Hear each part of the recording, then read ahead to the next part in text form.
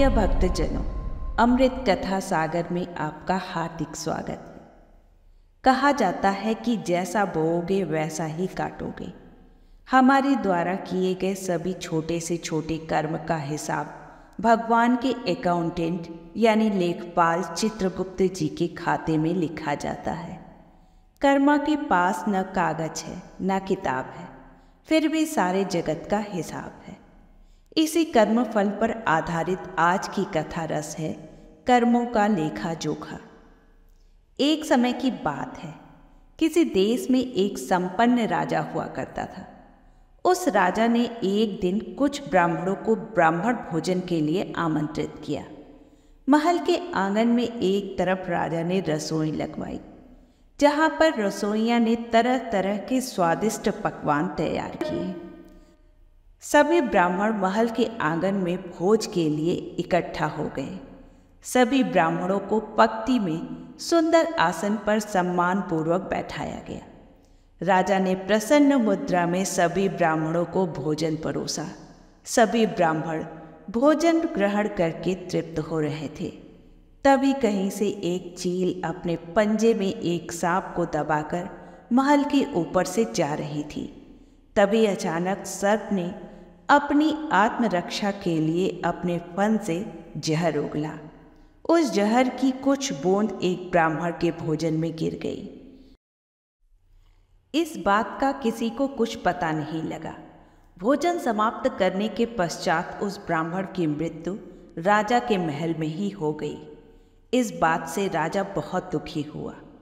यह सारी परिस्थिति देखकर भगवान के लेखपाल चित्रगुप्त देव बड़े ही दुविधा में पड़ गए।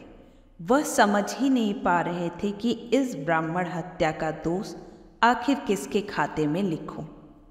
वह राजा जिसे पता ही नहीं कि भोजन जहरीला है, या वह सर्प जिसने अपनी आत्मरक्षा के लिए जहर उगला था, या फिर वह चील जो सर्प को लेकर राजा के आंगन के ऊपर से गुजर रही थी।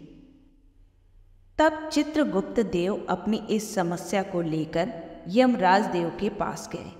यमराज देव भी यमलोक से यह सब दृश्य देख रहे थे। उन्होंने चित्रगुप्त देव से कहा, राजा के खाते में इस ब्राह्मण हत्या का दोष लिखना उचित नहीं है, क्योंकि उसे जहर के विषय में कुछ भी पता नहीं था। वह तो सत्कर्म कर रहा था। इस ब्रह्म हत्या का दोष सर्प के खाते में भी लिखना उचित नहीं है। निश्चय ही ब्राह्मण की मौत उस सर्प के जहर से हुई है, किंतु सर्प ने जानबूझकर ब्राह्मण के भोजन में जहर नहीं उगला। वह तो अपनी आत्मरक्षा कर रहा था। हर जीव को अपनी रक्षा करने का पूर्ण अधिकार है। और वह चील जो सर्प को पंजे में लेकर जा रही थी, वह सर्प तो उसका शिकार था। वह अपनी भूख मिटाने के लिए अपना कर्म कर रही थी। हर प्राणी को अपनी भूख मिटाने के लिए कर्म तो करना ही पड़ता है। इसलिए यह ब्राह्मण हत्या का दोष चील को भी नहीं दिया जा सकता।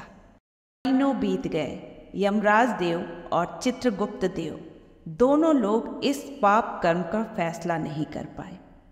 तभी अचानक एक दिन उस राज्य से कुछ ब्राह्मण गुजरे। ब्राह्मणों ने रास्ते में एक महिला से राजा के महल जाने का रास्ता पूछा, तो महिला ने रास्ता बताते बताते ये भी कह दिया कि राजा ने तो एक ब्राह्मण को जहर देकर मार दिया था। आप लोग सोच विचार कर वहां जाइए। बस जिस पल उस महिला ने यह वाक्य मुंह से निकाले, उसी समय यमराज देव ने चित्रगुप्त देव से कहा, उस ब्राह्मण की हत्या के पाप का फल इस महिला के खाते में लिख दीजिए। इस महिला को इस पाप का फल भुगतना होगा। चित्रगुप्त देव विस्मित होकर यमराज देव से पूछे, महाराज, मुझे कुछ समझ नहीं आया कि जो महिला उस घटना के समय वहां उपस्थित ही नहीं थी, उसको उस कर्म का फल क्यों मिलेगा? तब यमराज ने उन्हें समझाते हुए कहा कि जब कोई व्यक्ति पाप करता है तो उसे बड़ा आनंद मिलता है, पर उस मृत ब्राह्मण की हत्या से न तो राजा को आनंद मिला और न ही सर्प को, न ही चील को आनंद मिला। पर उस पाप कर्म की घटना को बुराई करने के भाव से बखान कर रहे उस महिला को जरूर आनंद मिला। इसलिए उस अनजाने पाप कर्म का फल अब इस महिला के खाते में जाएगा। अब जरा सोचिए कि जब जब हम रस लेकर किसी की बुराई करते हैं तो कैसे अपने ऊपर पापों के कर्म चढ़ाते जाते हैं। दूसरों की बुराई में हमें जितना आनंद प्राप्त होता है उतने ही हम पापी बन जाते हैं और उस पाप का फल हमें भविष्य में या अगले जन्म में भुगतना ही पड़ता है, क्योंकि यही समय का चक्र कहलाता है।